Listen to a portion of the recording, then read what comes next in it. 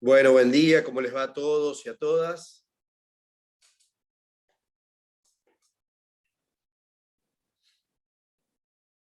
Hola, profe, buen día.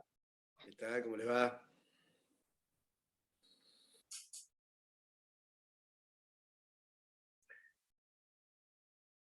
Bueno, así vamos entrando en calor. Vamos con el noticiero primero. La fecha del examen es el jueves 25 de noviembre, ¿sí? O sea que restan 2 semanas, un poquito menos, un día menos, 13 días. 25 de noviembre, a las 8 de la mañana, en la facultad, como fue el primer parcial.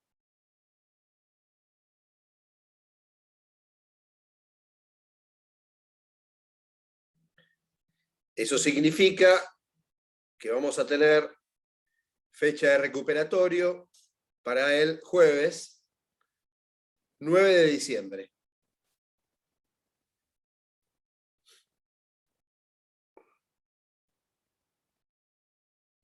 Reitero entonces, 25 de noviembre, 8 horas, en la facultad.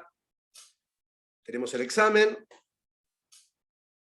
Y el 9 de diciembre, en principio a la misma hora, en la facultad, tenemos el recuperatorio.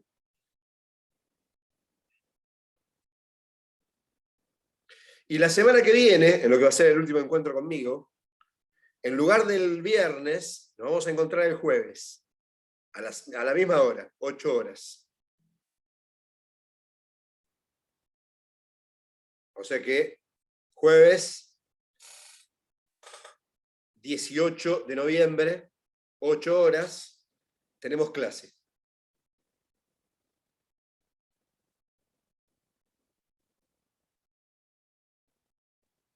Para los que son un poco más remolones o para los que por ahí no se puedan conectar hoy, les pido por favor que, yo sé que ustedes siempre tienen algún grupo de WhatsApp o algún medio de comunicación, les pasen estas novedades, ¿sí?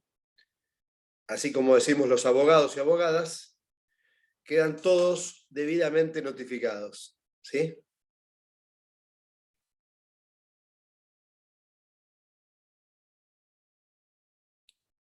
Muy bien.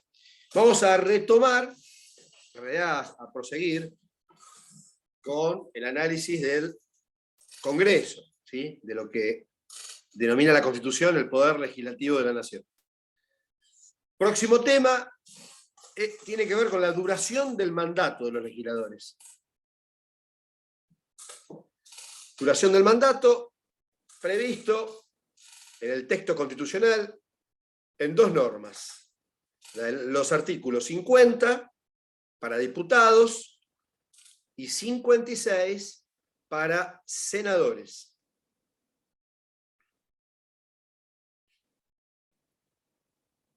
¿Sí? Imagino que a esta altura todo el mundo tiene la Constitución a mano, al lado de la almohada, y entonces yo puedo contar con Francisco, por ejemplo, para que dé lectura a esos 2 artículos, 50 y 56. Sí, profe, obvio. El artículo 50 dice, ¿se me escucha ahí? Sí. Sí, perfectamente.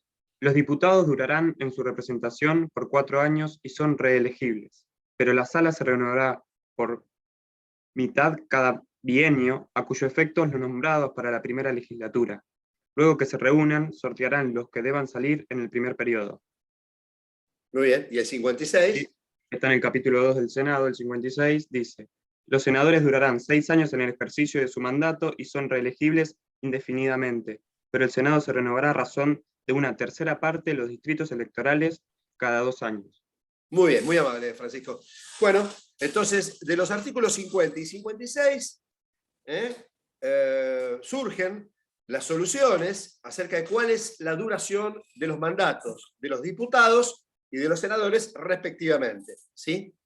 Los diputados siempre duraron en sus mandatos 4 años. Cuando digo siempre, digo que desde la sanción, de la misma sanción, de la Constitución originaria, allá por 1853. En cambio, la duración del mandato de los senadores sufrió una modificación importante en 1994, reforma constitucional mediante.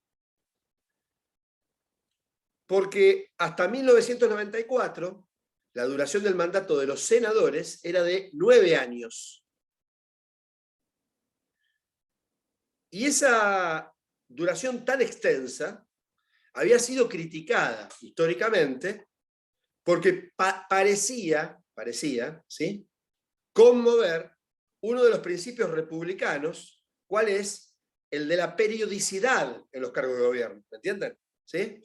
Y semejante duración del mandato, 9 años, parecía darse de patadas con esa exigencia republicana de la periodicidad en los cargos de gobierno. Y por esa razón, fundamentalmente, el mandato de los senadores en 1994 fue reducido de 9 a 6 años.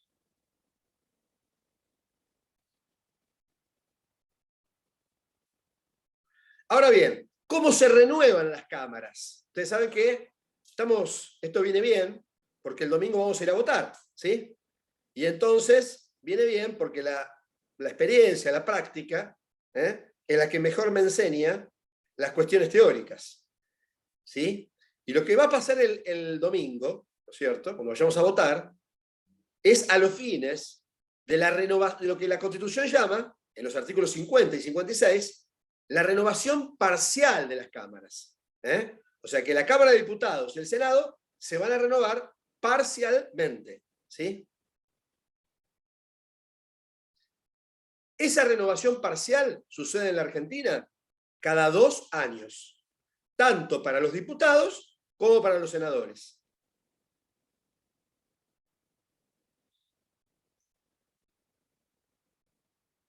¿Sí?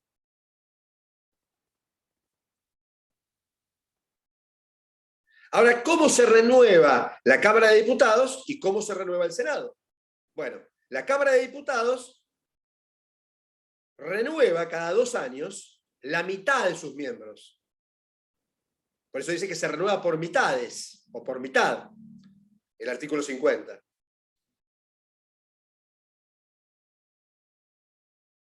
Hagamos una cuenta sencilla. Ya sabemos que los diputados son 257, ¿sí? Eso significa que cada 2 años se renuevan o 129 o 128, ¿sí? Esto es la mitad.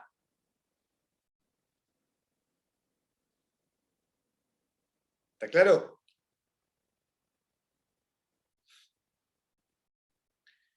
En cambio, el Senado, que también se renueva cada 2 años, como dije hace un momento, no se renueva por mitad, no se renueva la mitad de la Cámara, sino que se renueva por tercios, 1/3 de la Cámara, cada 2 años.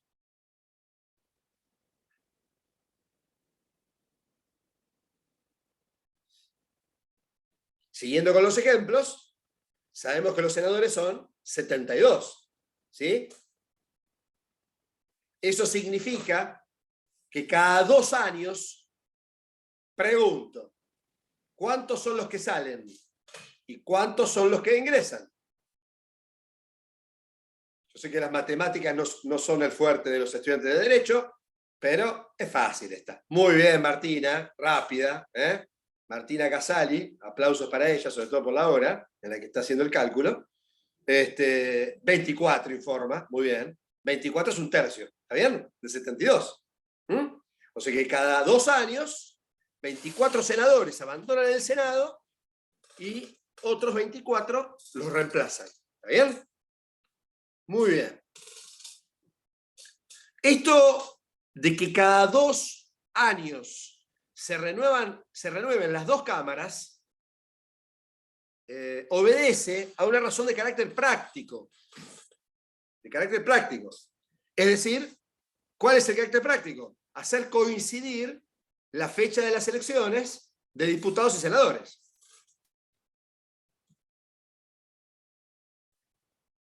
Porque fíjense lo que pasaba antes de 1994. Antes de 1994, ya les dije, los senadores no duraban 6 años en sus cargos, sino que duraban 9. Y se renovaban igual que ahora, por tercios. Claro, pero si eran 9, ¿sí? Los que ingresaban eran 3 y los que salían eran 3. ¿Sí?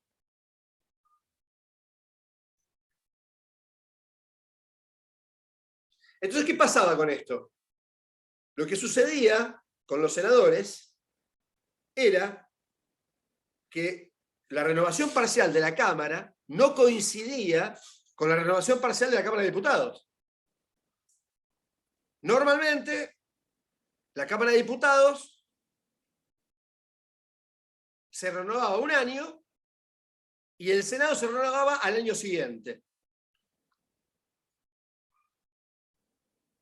Y entonces, ¿esto qué es lo que provoca esto? Es que todos los años había elecciones, ¿sí? Todos los años elecciones, todos los años los partidos en campaña electoral, ¿sí? E indudablemente esto deja poco tiempo ¿para qué? Para gobernar, ¿sí? Para llevar adelante la acción de gobierno. Estamos todo el tiempo en campaña, ¿sí? ¿Está claro? Entonces esto está bueno, que se haya racional, ¿sí? Que se hayan reunido las elecciones de diputados y senadores. Ahora fíjense que finalmente lo que dicen los artículos 50 y 56. Está bien, se renueva la Cámara de Diputados, por ejemplo, vamos a la más sencilla. Se renueva por mitades. Y dice que si se renueva, algunos van a salir. La mitad va a salir, transcurridos 2 años, ¿sí? O sea que para algunos diputados, el mandato ya no va a ser de 4 años.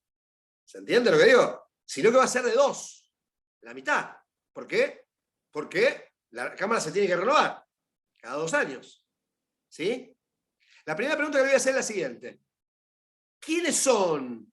¿O cuáles son? ¿Cuándo sucedió esto? De que haya diputados cuyo mandato dure solo 2 años. Piensan.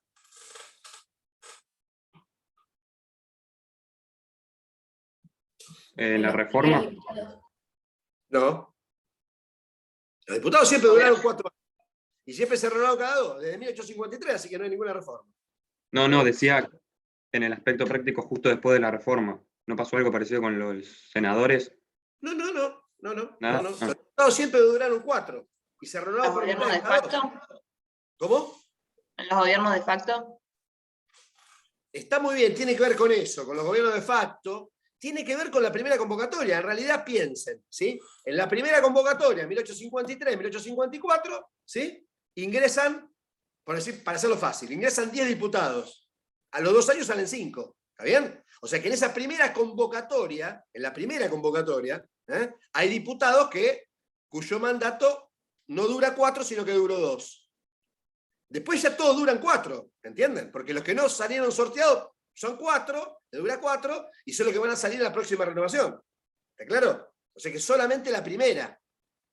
Pero claro, vivimos en la Argentina. Y ahí hay que introducir algo que dijo una de sus compañeras, el tema de los gobiernos de facto. ¿Cuántas primeras veces hubo? No importa el número. Tantas veces como que. Como gobierno de facto hubo y se cerró el Como gobierno Congreso. de facto hubo, claro. Cada vez que se recuperaron las libertades democráticas, hubo que proceder otra vez, ¿está?, a sortear, porque así se resuelve. O sea, lo que resuelve es la suerte, el azar, por sorteo. ¿Quiénes son los que salen transcurridos los 2 primeros años? ¿Se entiende? ¿Sí? La última vez que se hizo el sorteo, entonces, ¿en qué año fue? En el 83. Muy bien, en 1983, que fue el último año ¿sí? En el cual recuperamos las libertades democráticas. ¿Sí? En el 83 se constituyó la Cámara de Diputados, bueno, sortearon. A algunos le tocó 2 y a los otros le tocó el mandato completo. ¿Se entiende? ¿Sí? Desde 1983 no tenemos sorteos. Y eso es bueno, porque significa que no tuvimos qué cosa si no tuvimos sorteos. ¿Qué no tuvimos? Golpe de Estado. Claro, golpe de Estado, gobiernos militares. ¿Se entiende? Gobiernos cívico-militares. Esto es importante. Desde el 83 no tuvimos más, pero durante mucho tiempo tuvimos sorteos. ¿Sí? Sorteos periódicos. Sorteos periódicos. Muy bien. En el caso del Senado, se hace lo mismo. Se sortea. ¿Quiénes van a durar 2? En la primera, convocatoria. ¿Quiénes van a durar 2? ¿Quiénes van a durar 4? Y finalmente, los que van a durar el mandato completo de 6. ¿Por qué? Porque se renueva por tercios. ¿Sí? Cada 2 años el Senado. ¿Se comprende? ¿Sí? O sea que algunos, en la primera convocatoria, algunos duraron 2, otros duraron 4, y finalmente los que tuvieron el mandato de 6 completo. ¿Hasta ahí sí? ¿Vamos? Muy bien. Tema siguiente. ¿Qué pasa con el vicepresidente?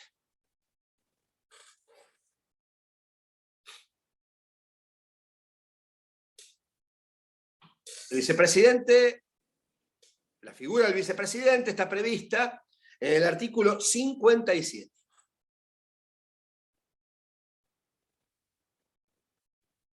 Y ahora voy a abusar de mi confianza con Camila, para que dé lectura al artículo 57. Se escucha, ¿no? Sí, muy bien. El vicepresidente de la Nación será el presidente del Senado, pero no tendrá votos sino en caso de que haya empate en la votación. Muy bien. Primera cuestión, la ubicación institucional del vicepresidente. Ya sabemos, pero lo reiteramos, nunca está de más, que el vicepresidente no integra el Poder Ejecutivo, ¿sí? Que en la Argentina es unipersonal. Es decir, está en la cabeza del presidente. O sea, el vicepresidente no integra el Poder Ejecutivo. Y sí integra el Poder Legislativo. ¿Por qué? Por la ubicación en el entramado constitucional y además porque según la cláusula del artículo 57 que recién leyó Camila, el vicepresidente de la República es, esta es la función efectiva que tiene el vicepresidente, es el presidente del Senado. ¿Sí? Función efectiva.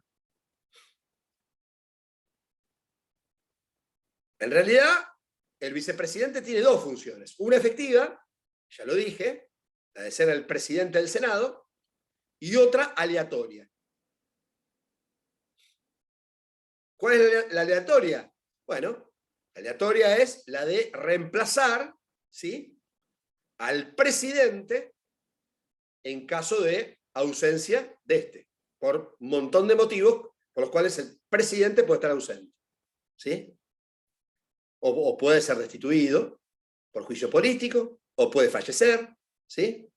O puede incapacitarse. ¿Está bien?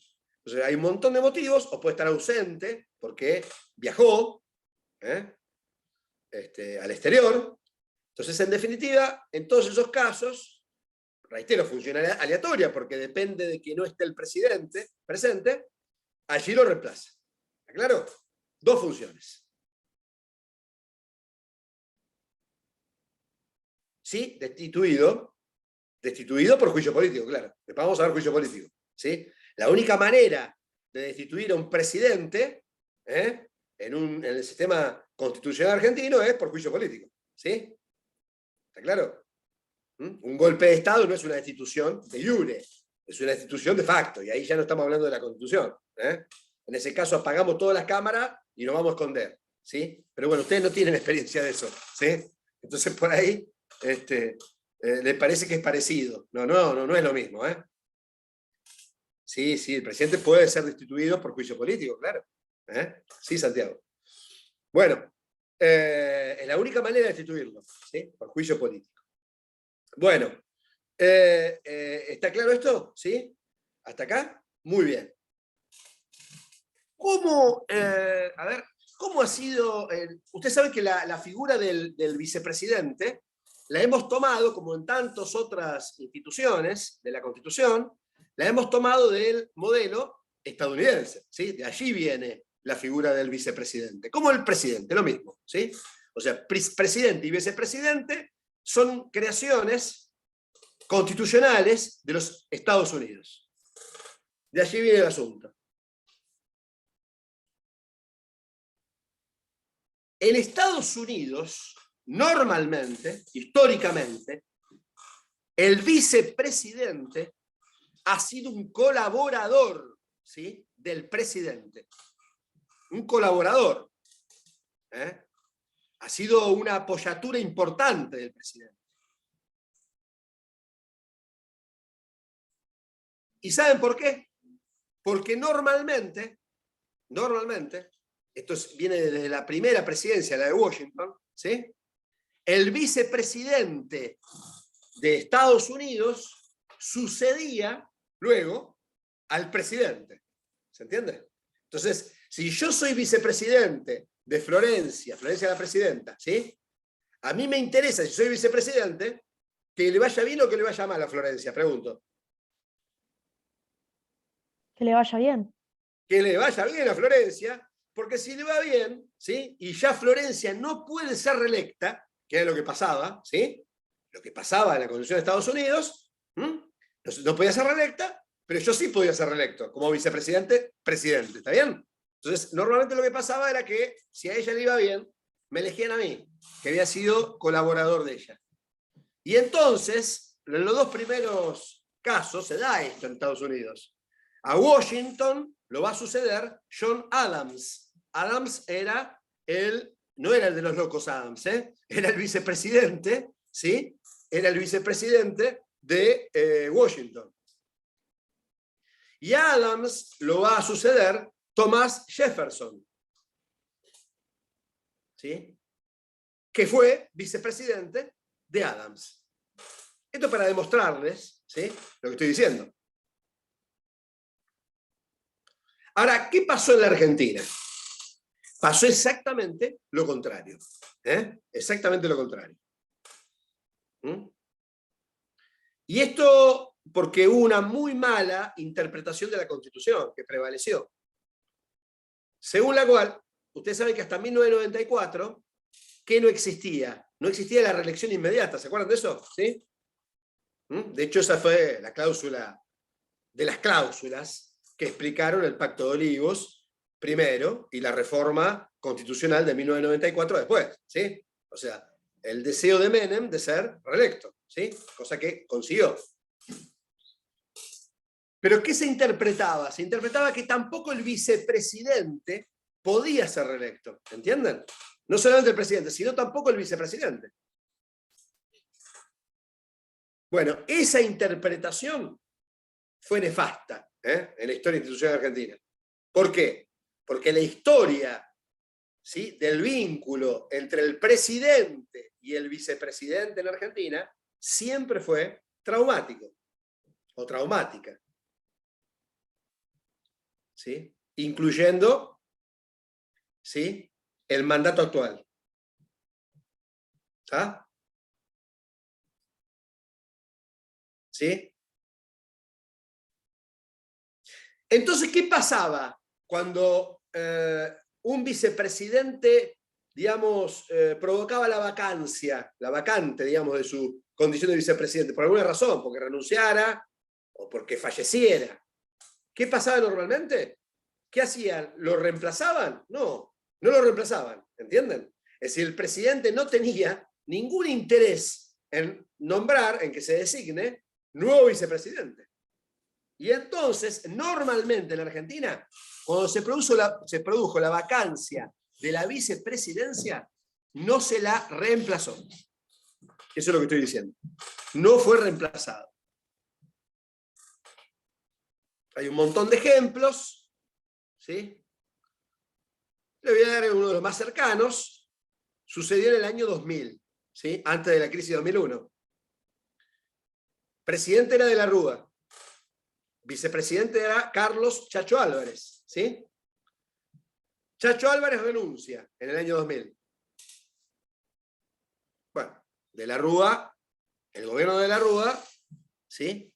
No promovió el reemplazo de Chacho Álvarez. Es decir, que hasta finalmente la renuncia de la Rúa en diciembre de 2001, tuvimos presidente, pero no tuvimos vicepresidente. ¿Sí?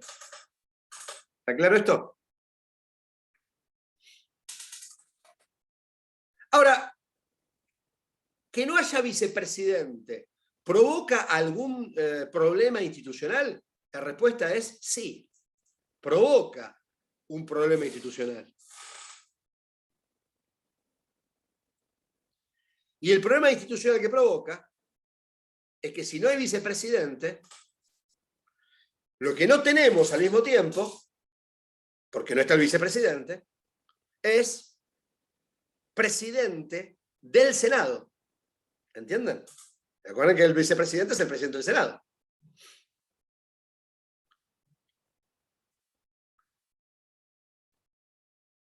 De tal manera que el presidente del Senado pasa a ser, ¿sí?, una figura que prevé el artículo siguiente, que es el artículo 58,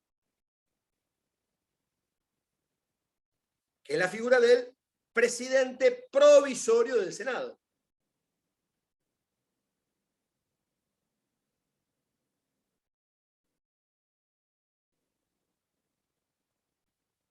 Ahora, ¿de dónde surge esta figura del presidente provisorio del Senado? ¿Quién es el presidente provisorio del Senado? Un senador. ¿Entienden? Es un senador. Es decir, es alguien elegido entre sus pares, entre los senadores y senadoras.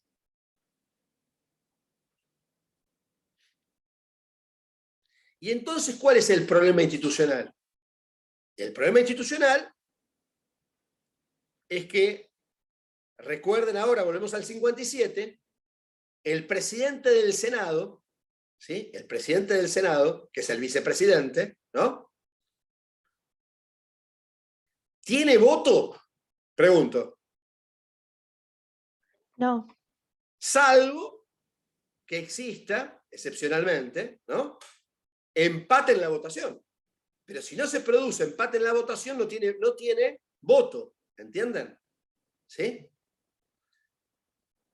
Lo que significa, porque es un senador ahora, el que es presidente del Senado, este presidente provisorio, lo que significa que hay una provincia, o la ciudad de Buenos Aires, es decir, hay una entidad autonómica que está perdiendo un voto, ¿entienden?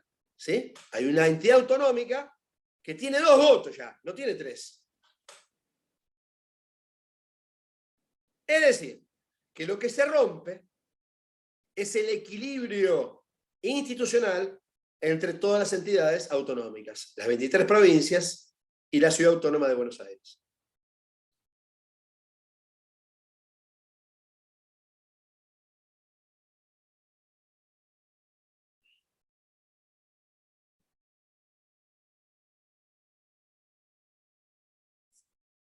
¿Se entiende?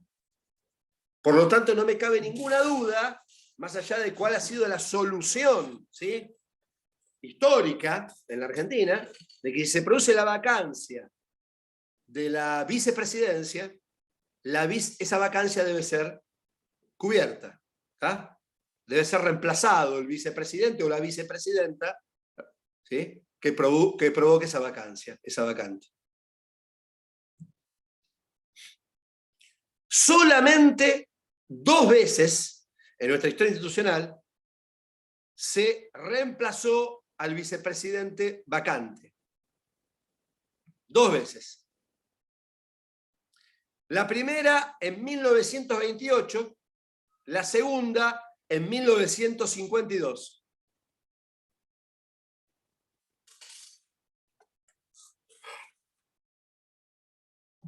En 1928 fue elegido presidente, ¿se acuerdan? Por segunda vez, ¿quién? En el 28. Irigoyen. Hipólito Yrigoyen, muy bien. 1928. Le duró poco porque en el 30 se produce el primer golpe, ¿se acuerdan, no? Estado. Cuando es elegido Yrigoyen en el 28, su vicepresidente se llamaba Francisco Beiró, con B larga. Francisco Beiró. Y poco tiempo después de esa elección, Beiró fallece, muere. Recuerden que hasta 1994, presidente y vicepresidente se elegía a través del colegio electoral, ¿sí? Entonces se muere Beiró y entonces se reúne de nuevo el colegio electoral, nuevamente, para reemplazar a Beiró, cosa que efectivamente sucede. Se elige al por entonces gobernador de Córdoba, Enrique Martínez, como vicepresidente. Enrique Martínez reemplaza a Francisco Beiró, fallecido.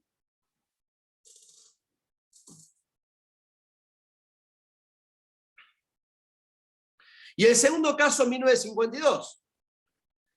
¿Quién fue reelecto en 1952? ¿Perón o no? ¿Perón? Correcto, Juan Domingo Perón, reelecto en 1952. ¿Por qué reelecto?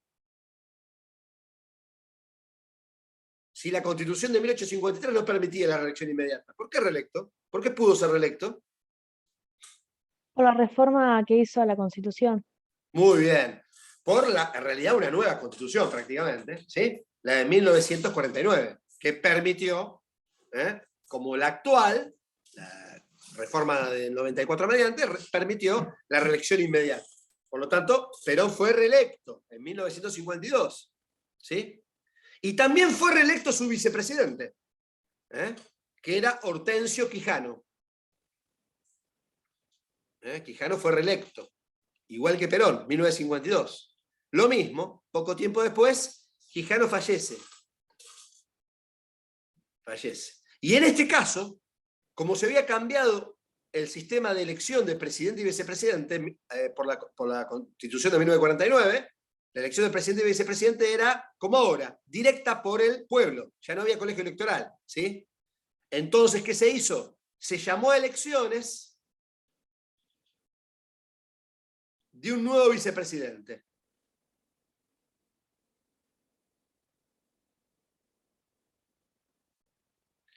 Y fue elegido para reemplazar a Hortensio Quijano,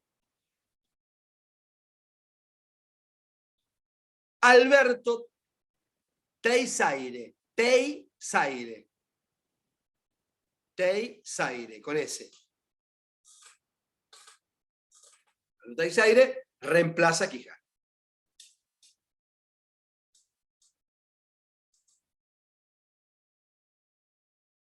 Bueno, una cosa más para terminar con la presidencia del Senado. Sabemos que hay presidente natural entonces, artículo 57, que es el vicepresidente. Pero también sabemos que por la cláusula del 58 existe un presidente provisorio del Senado, ¿sí? Que es el que reemplaza al vicepresidente cuando esto está ausente, ¿sí? En la presidencia del Senado. Para eso se designa un presidente provisorio.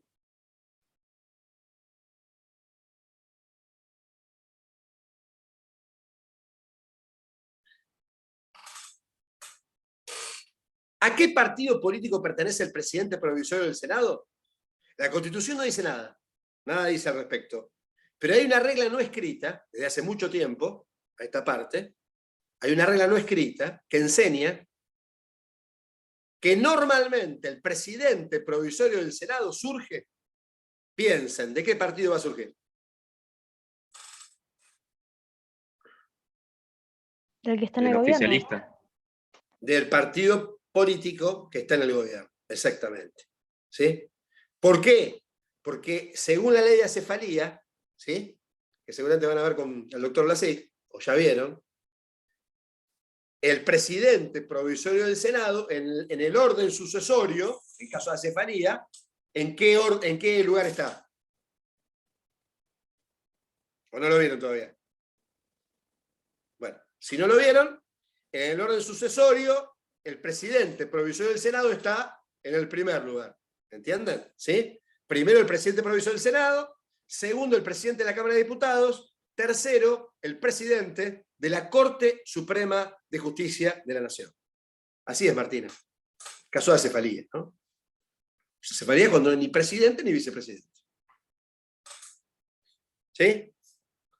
Por eso, el presidente provisorio del Senado, porque está primero en el orden sucesorio, del presidente y del vicepresidente, surge de las filas del partido político que está en el gobierno. Actualmente, para que sepamos quién es, la presidenta provisoria del Senado es Claudia Ledesma Abdala. Claudia Ledesma Abdala, que pertenece al Frente de Todos, como el presidente Alberto Fernández. ¿Sí?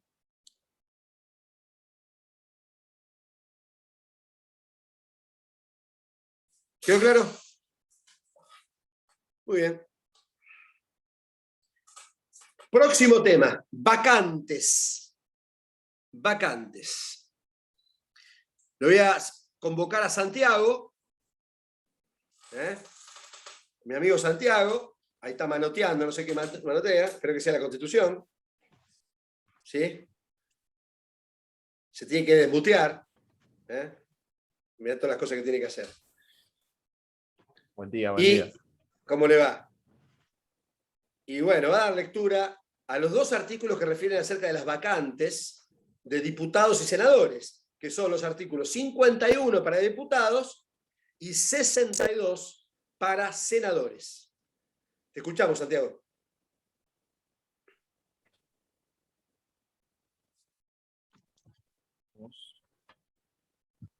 Artículo 51. En caso de vacante, el gobierno de provincia o de capital hace proceder a elección legal de un nuevo miembro. Muy bien. Artículo 51. ¿Y el 52? 62, perdón. El 62. Acá. Cuando vacase alguna plaza de senador por muerte, renuncia u otra causa, el gobierno que corresponda a la vacante hace proceder inmediatamente a la elección de un nuevo miembro. Bueno, entonces lo que dice, son sencillas las cláusulas de los artículos 51 y 62. Lo que dicen es que si se produce la vacante de una diputación o la vacante de una senaduría, hay que proceder a reemplazarlos, ¿sí? Hay que proceder a reemplazarlos. ¿Cómo? Bueno, a través de la elección legal, dicen ambas cláusulas. ¿Cómo es la elección legal? Bueno, la elección legal surge, ¿sí? Ya lo sabemos, de los artículos 48 para diputados, 45 para diputados y 54 para senadores. En ambos casos la elección es directa por el pueblo, por el cuerpo electoral. Es decir, que si se produjera la vacante de una diputación o de una senaduría, debieran convocarnos para elegir, ¿no es cierto?, al reemplazante. Hasta allí no hay ninguna dificultad. Ahora yo les pregunto, hagan memoria, piensen. ¿Tienen algún registro de que nos hayan convocado para elegir, ¿sí?, al reemplazante de un diputado o de un senador? ¿Se acuerdan de eso? ¿Que haya pasado?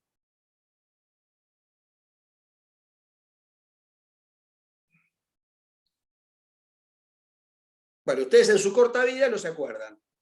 Y yo en mi larga vida tampoco. Lo que nos debería mover a sospecha, ¿sí?, de que esto efectivamente no sucede, no es así. ¿Está bien? Y efectivamente no es así. ¿Está? Porque existe, vamos a ver desde cuándo, la figura, después lo van a ver claramente si prestan atención a las boletas el día domingo, cuando vayan a votar. Lisandro, sí te escucho. Desmuteate. Sí, una pregunta. Cuando mataron a Bordavere, ¿pasó esto de elección o no? Pero ya estoy hablando de 1930. Cuando pasó eso, no. No se convocó a la elección, no fue reemplazado, ¿sí? En ese momento. Ah, ¿sí? claro. Lo que trato de decir es que esto la solución no es esa, la solución de la constitución material. Ustedes ya aprendieron, a esta altura, me imagino conmigo, que una cosa es lo que dice la constitución, lo que dice el texto, ¿sí? Pero otra cosa, en muchos casos, es lo que sucede en la práctica. Y esto es muy importante que lo tengan claro. ¿Está? Siempre tienen que cotejar ustedes la norma con lo que sucede en la realidad sociológica. ¿Está bien? Si efectivamente eso se replica en la práctica. Y en este caso, la práctica ha sido totalmente diferente desde hace décadas, desde hace varias décadas. Así como se eligen legisladores titulares, se eligen legisladores suplentes, como si fuera un equipo de fútbol, lo mismo. ¿Está? Legisladores titulares y legisladores suplentes. Y lo van a ver, si prestan atención a la boleta, el día domingo. Que dice titulares y abajo dice suplentes. ¿Sí? Entonces ya no hay más elecciones para reemplazar a los diputados o a los senadores que producen esas vacantes. Se los reemplaza por un suplente.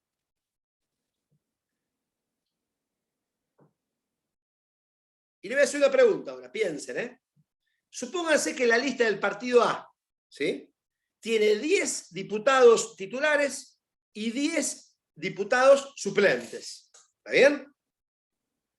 Y ese partido ha logrado que sean electos 8 diputados. O sea, 8 diputados, naturalmente, de la lista de titulares. Si alguno de esos 8 diputados, ¿sí?, por ejemplo, fallece, ¿quién lo reemplaza? A ver. ¿Quién es el primer suplente? Esa es la pregunta. ¿El titular que no fue elegido? ¿Los dos que quedaron? Correcto, muy bien, Florencia. O sea, primero hay que agotar, ¿me entiende cómo es? ¿Sí? Hay que agotar la lista de titulares y solo luego vamos a recurrir a la lista de suplentes. ¿Sí? O sea que el suplente es el primer titular no elegido. Para que se entienda claramente.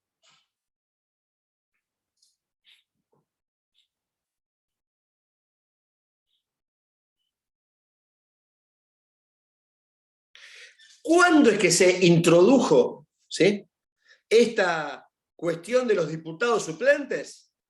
Se la introdujo mediante una ley en el año 1964.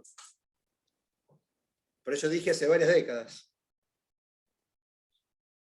1964, una ley, la ley 16.582, que es una ley familiar para todos nosotros, para todos ustedes, no solamente porque introdujo la figura de los diputados suplentes, esto lo saben hoy, pero sí porque hay otra cosa que sí saben, que ya sabían, que es la ley que introduce en Argentina para la elección de diputados nacionales, y está vigente hasta el día de hoy, ¿sí?, el sistema de representación proporcional que se llama DONT.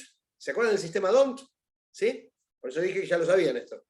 El sistema DONT fue introducido por esta ley, la 16.582 del año 1964.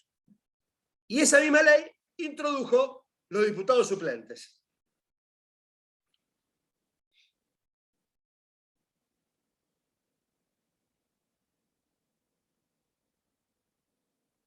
Ahora bien, esto de las vacantes y esto de los diputados suplentes, y hoy también senadores suplentes,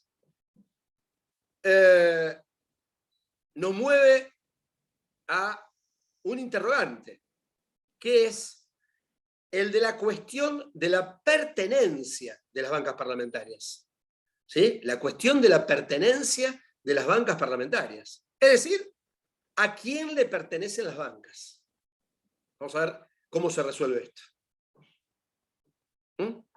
¿Quién es el dueño de las bancas parlamentarias? Vamos a ver. Y esto fue disparado, esta cuestión fue disparada, por un caso ¿sí? Un caso que se produjo en 1965. Vamos a ver qué pasó ese año.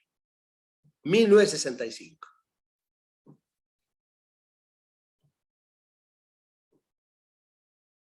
Pero quiero que me sigan en la cronología de los hechos, porque si no, después no van a poder resolverlo, ¿no? O se les va a complicar para entenderlo. En el año 1963, ¿sí? ¿Se acuerdan? En el 63 fue elegido presidente Arturo Illia, ¿sí? Ese año, 1963, no tiene importancia lo de Illia, simplemente era para que nos ubiquemos en el contexto. 1963 es electo diputado nacional por un partido minoritario, que se llamaba Partido Socialista Argentino, ¿sí? Es electo un diputado que se llamaba Ramón Muñiz. Ramón Muñiz, 1963. Electo diputado. Reitero, partido minoritario. El Partido Socialista Argentino.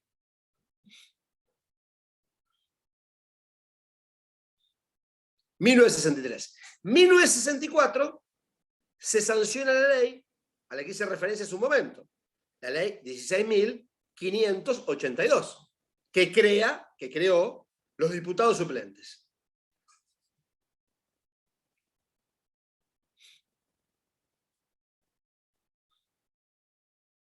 En marzo de 1965, seguimos avanzando, se produjo la renovación parcial de la Cámara de Diputados.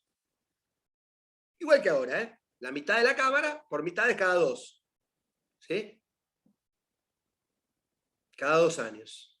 Entonces, si en el 63 había habido elecciones de diputados, bueno, en el 65, esto sucedió en marzo, otra vez elecciones de diputados, para renovar parcialmente la Cámara.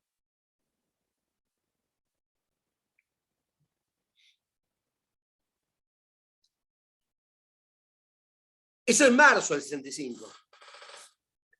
Finalmente, en octubre del 65, mismo año, pero más tarde, en octubre, fallece Muñiz. Se muere Muñiz. Y entonces surge el interrogante de qué correspondía hacer con la banca que había dejado vacante Muñiz. Para que vean que no era simple resolver el caso, ¿sí?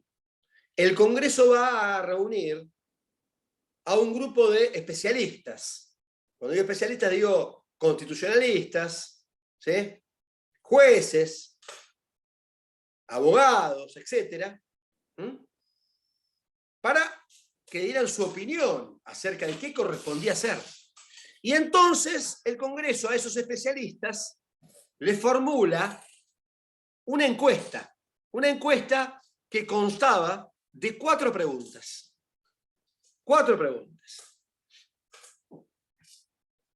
Vamos a ver cuáles eran las preguntas y cuáles las posibles respuestas. Primera pregunta. ¿Qué corresponde hacer con la banca de Muñiz? Llamar a elecciones generales, como lo manda la Constitución. En ese momento el artículo 43, hoy es el 51, es lo mismo, ¿sí? Llamar a elecciones generales, entonces, como lo manda la Constitución. Estará la opción A. U, opción B, reemplazar a Muñiz por un diputado suplente. 2 posibilidades. O llamamos a elecciones generales o lo reemplazamos por un diputado suplente. Primera pregunta. Vamos a la segunda. Si reemplazamos a Muñiz por un suplente, ¿no? Si reemplazamos a Muñiz por un suplente, ¿de qué lista debe surgir ese suplente? 2 posibilidades. O de la de 1963, momento en el cual había sido electo Muñiz, o de la de 1965. Recuerden que cuando fallece Muñiz, ya se había producido en marzo, se lo dije, ¿sí?, una nueva renovación parcial de la Cámara de Diputados. Entonces, dos posibilidades. O el suplente surgía de la lista de 1963 o surgía de la lista de 1965. Tercera pregunta, y ya nos vamos acercando al tema que queremos resolver. La tercera pregunta decía, ¿a quién pertenece la banca? ¿A quién pertenece la banca? Y se ofrecieron tres posibilidades de respuesta. O la banca pertenece al diputado, o la banca pertenece al pueblo, o la banca pertenece al partido político al que pertenecía ese diputado que produjo la vacante. Tres posibilidades: o al diputado, o al pueblo, o al partido político al que pertenecía ese diputado. Y la cuarta pregunta decía, ¿a quién pertenecía la banca? Y esto es casi absurdo, mientras estuvo vigente el artículo 43 de la Constitución Nacional, hoy, reitero, 51, ya lo sabemos, ya lo leímos. ¿Y a quién pertenece la banca ahora, que está vigente, la ley 16.582 que creó los diputados suplentes? Si alguno se perdió en este trayecto, yo ahora voy a ir repitiendo las opciones a medida que les ofrezca las respuestas que dio la mayoría.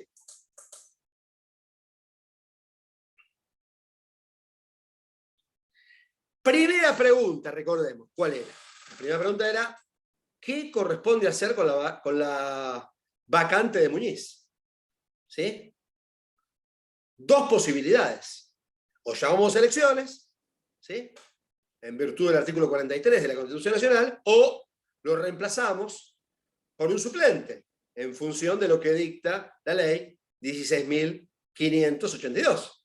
La mayoría consideró, ¿sí?, que, ¿sí?, que se debía llamar a elecciones generales en virtud del artículo 43 de la Constitución Nacional.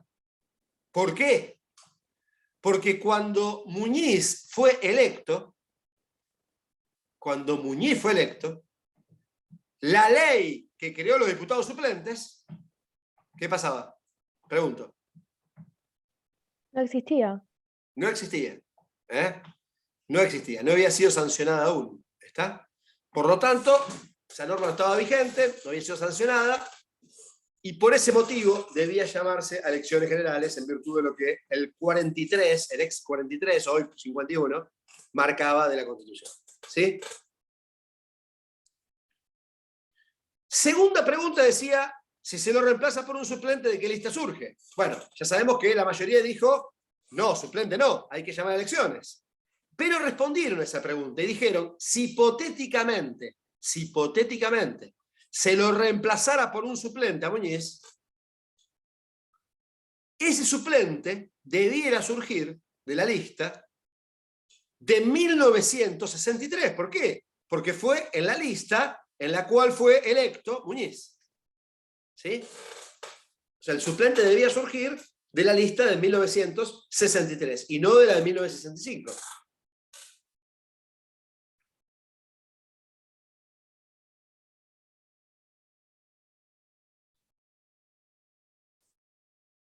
Tercera pregunta, y esta es la neurálgica. ¿A quién pertenece la banca? ¿Al diputado, al pueblo o al partido político al que pertenece ese legislador? La mayoría dijo que las bancas pertenecen a los partidos políticos. Y les adelanto que esta es la solución hasta el día de hoy. ¿Sí? Las bancas pertenecen a los partidos políticos. ¿Por qué? Porque la ley que los regula, ¿sí? La ley que regula los partidos políticos, la ley orgánica de los partidos políticos, les adjudica, les otorga el monopolio, ¿sí?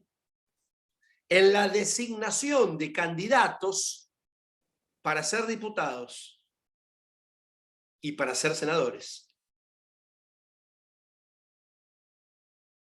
Es por eso que si nosotros quisiéramos que Santiago fuera nuestro candidato, no podemos hacerlo, no lo podemos candidatear, salvo que consigamos una estructura partidaria. ¿Entienden? ¿Sí? Hace falta un aparato partidario, una estructura partidaria para ungir candidaturas. ¿Sí? Nadie se puede candidatear por fuera de los partidos políticos. ¿Por qué? Porque la ley orgánica que lo regula, ¿sí? Les ha dado el monopolio en ese sentido. Por lo tanto, la mayoría dijo que las bancas pertenecen a los partidos políticos. Y reitero que esa es la solución hasta el día de hoy.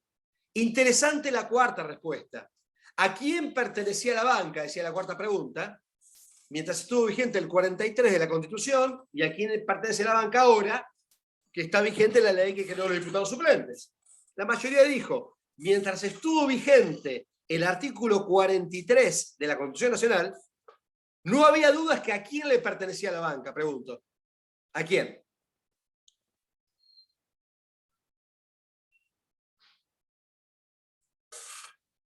¿Al pueblo? Correcto, al pueblo, claro, porque se llamaba elecciones generales, ¿entienden? Entonces el que resolvía era el pueblo, el cuerpo electoral, esa vacante. O sea, no había ninguna duda que la solución era más que democrática, ¿entienden? ¿Sí? Más democrática. Más acorde a la exigencia republicana de qué cosa? De la soberanía popular. ¿Sí? De la soberanía popular. Ahora, no quedan dudas, dijo la mayoría, desde que está vigente la ley 16.582, que creó los diputados suplentes, que las bancas pertenecen a los partidos políticos. Porque el que reemplaza al que produjo la vacante es el partido, ¿entienden? El que surge de la lista de ese partido político.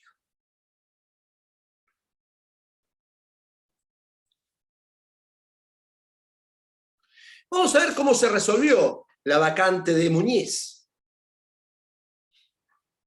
El apoderado de ese partido que era pequeño, de ese Partido Socialista Argentino, era un constitucionalista muy afamado en ese momento. ¿Sí? Tan afamado como fue más afamado después Villar Campos. ¿Sí? Se llamaba Sánchez Viamonte. Todavía hay libros de Sánchez Viamonte, dando vueltas, de teoría constitucional o de derecho constitucional.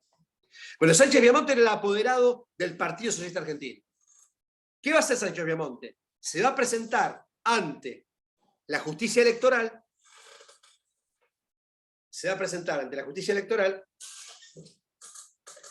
y va a solicitar, ¿sí?, que se incorpore un diputado suplente de su partido para reemplazar a Muñiz.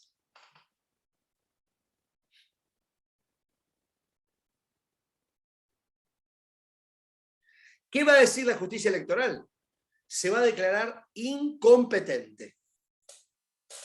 Incompetente.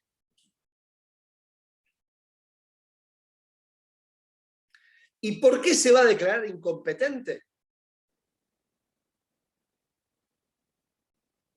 Por lo que dice el primer párrafo del actual artículo 64.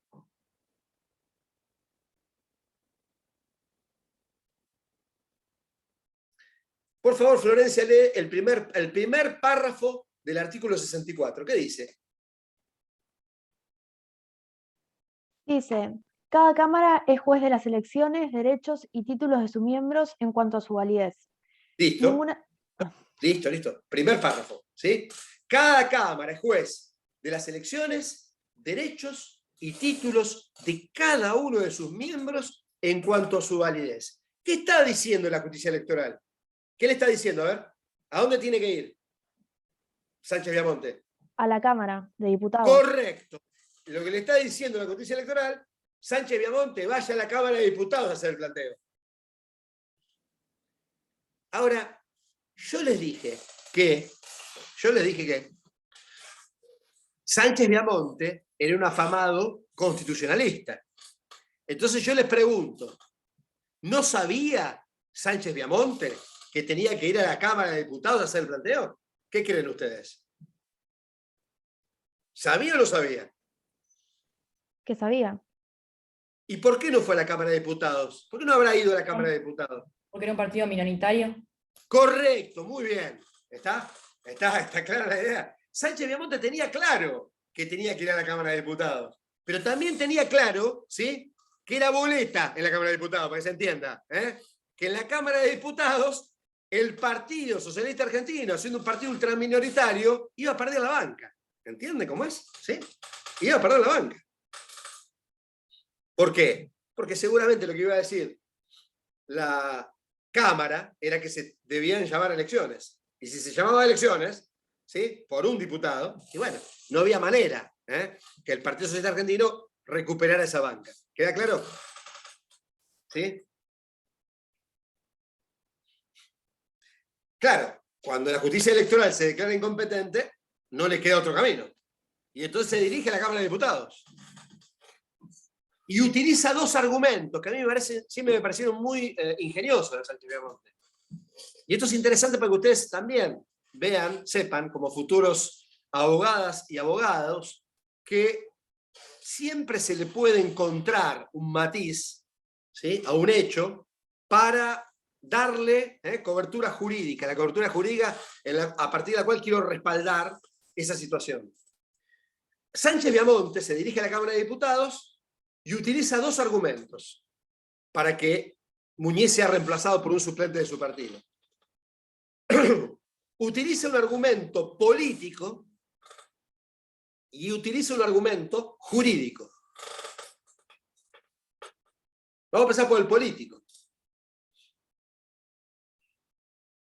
El argumento político que va a utilizar Sánchez Viamonte para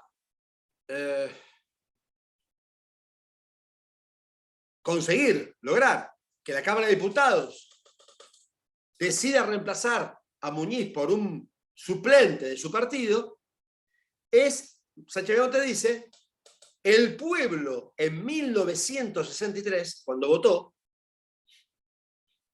quiso que esa banca estuviera representada por el Partido Socialista Argentino. Argumento político, ¿sí?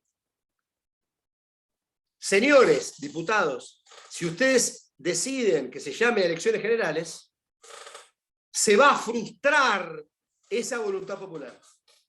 ¿Entienden cuál es el argumento entonces político? Indudablemente ingenioso, ¿sí?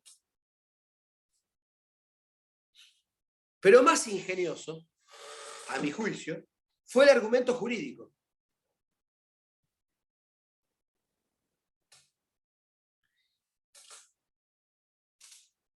Sánchez Viamonte va a decir, cuando los que fueron convocados a aquella encuesta, ¿sí?, ese grupo de notables, dijeron que debía llamarse elecciones generales, porque la ley que creó los diputados suplentes no estaba vigente cuando fue electo Muñiz, ¿se acuerdan de eso, no? Que no estaba vigente, lo dijo Florencia. Y está bien, cuando fue electo Muñiz, la ley que creó los diputados suplentes no estaba vigente, porque se sancionó un año después. Cometieron un error, dice Sánchez Viamonte, ese grupo de notables. Se ha cometido un error. ¿Por qué? Porque tomó como fecha para resolver el caso la fecha de la elección de Muñiz. Y claro, efectivamente, cuando fue electo Muñiz, la ley que creó los diputados suplentes no estaba vigente. ¿Sí? Tienen razón, si esa es la fecha que hay que tomar en cuenta. Pero Sánchez Viamonte va a decir, ¿Cuál es la fecha que motivó este caso? ¿La de la elección de Muñiz? Y dice, no, esa no motivó el caso. ¿Cuál es la fecha que motivó el caso? Les pregunto ahora. Su muerte. La muerte. Correcto. La del fallecimiento de Muñiz. Fíjense qué ingenioso, desde el punto de vista jurídico. Y entonces, si la fecha que tomamos en cuenta para resolver el caso ahora es la del fallecimiento de Muñiz, octubre de 1965, la ley que creó los diputados suplentes está perfectamente vigente, ¿está? Y entonces no hay dudas que hay que reemplazar a Muñiz por un suplente del Partido Socialista Argentino.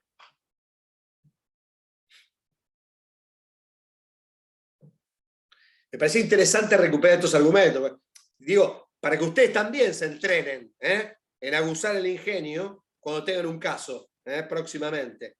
Cuando sean abogados y abogadas y estén en su despacho ahí y tengan un caso complicado, en principio, para los intereses de sus clientes o de su cliente. ¿Sí? ¿Qué dijo la Cámara de Diputados pese a semejante esfuerzo intelectual de Sánchez Viamonte? La Cámara de Diputados dijo que debía llamarse elecciones generales, ¿sí? En virtud del 43. ¿Saben qué es lo más frustrante de toda esta historia? Que jamás se llamó elecciones generales. Y la banca de Muñiz nunca fue reemplazada. Nunca fue cubierta. Ahora sí, el Partido Socialista Argentino se quedó sin representación en la Cámara de Diputados.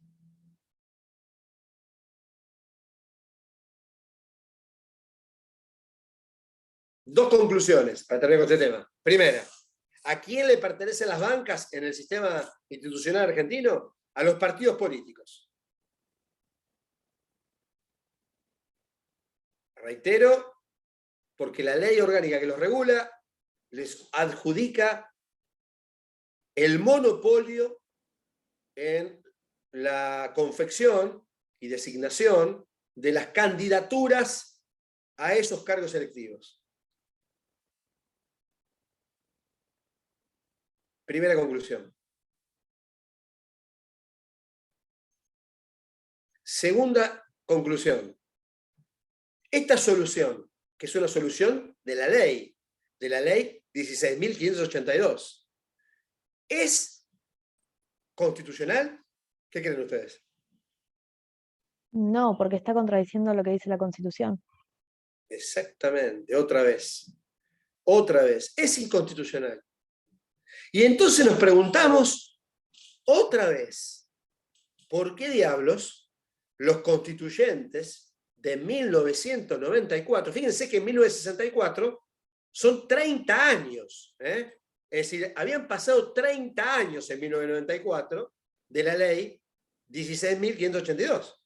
¿Por qué razón los convencionales constituyentes no introdujeron la figura de los legisladores suplentes en esa reforma?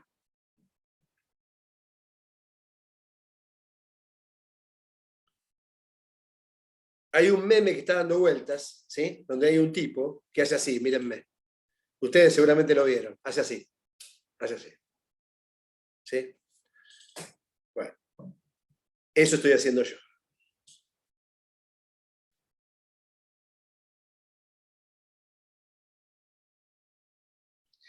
Para terminar el encuentro de hoy, vamos a ver qué pasa con la cuestión de género en el Congreso.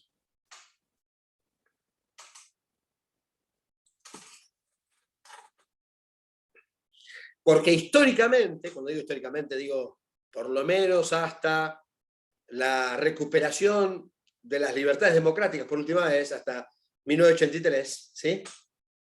La presencia femenina en las cámaras del Congreso fue ínfima, ¿sí? Ínfima.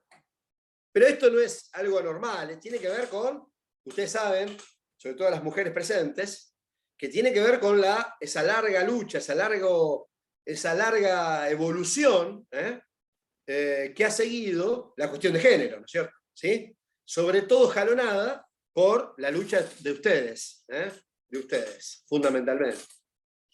Y entonces se planteó legalmente, por primera vez, en el año 1991, se cumplen 30 años justamente de eso, ¿sí? Ahora, se han cumplido en realidad, falta poco, se van a cumplir 30 años en diciembre, de la ley que introdujo el cupo femenino, así se llamó, ley de cupo femenino, en las cámaras del Congreso. ¿Qué es lo que introdujo esa ley de cupo femenino? Bueno, que al menos el 30%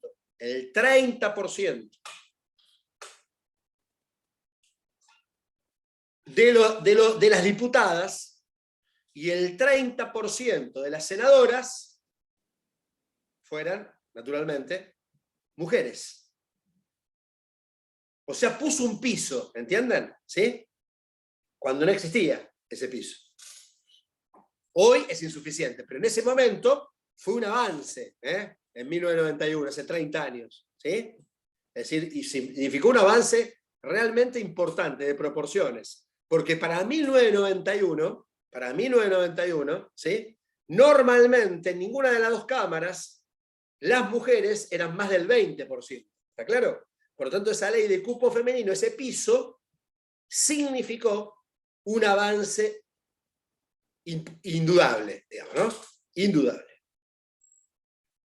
Ahora bien, más cerca en el tiempo, año 2017, el Congreso sancionó la ley de paridad de género.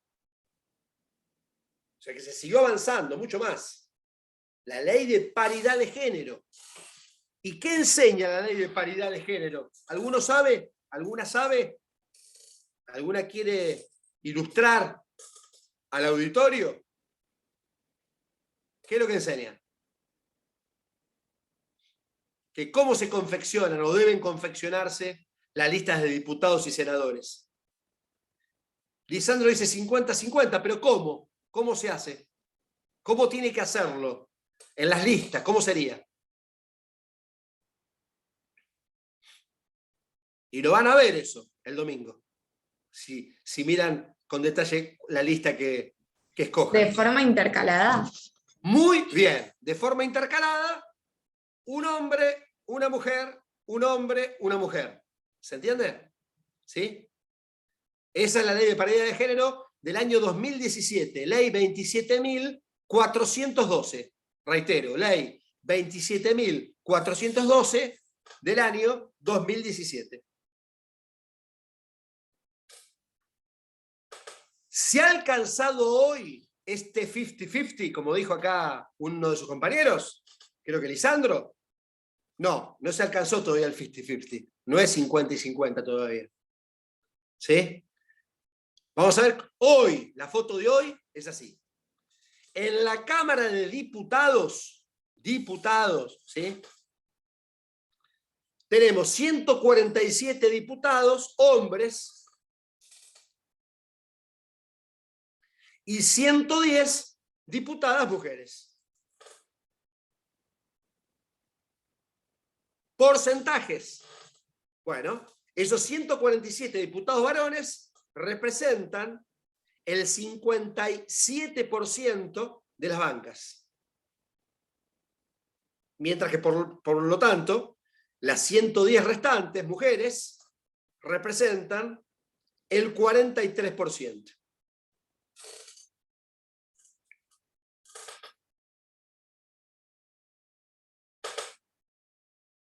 En el Senado, los senadores varones son 42.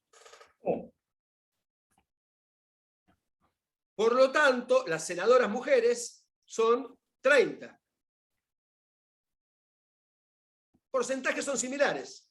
58% de hombres, senadores, 42% de senadoras mujeres. Entonces, ¿qué quiero mostrarles con esto? que esto ha sido producto de un proceso, ¿entiendan? ¿Sí?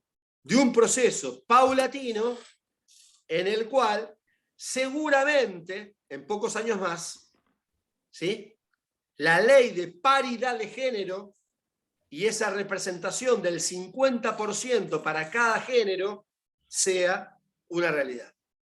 ¿Está bien?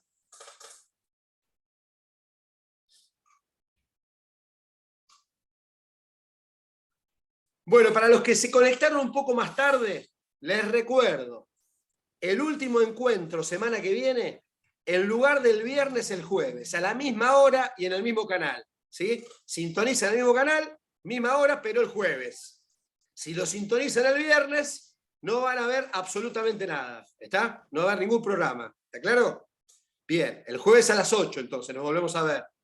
Y el jueves 25 de noviembre, para los más valientes, para los que tienen agallas, a las 8 de la mañana, allá en el Palacio de la Facultad, ¿sí?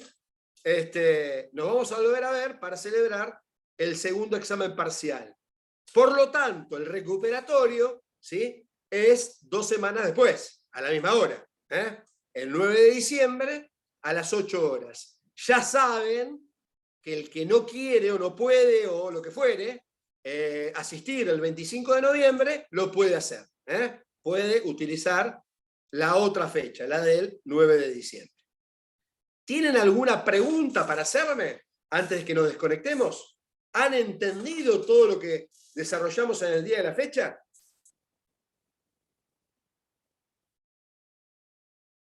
Asiente ahí, Santiago.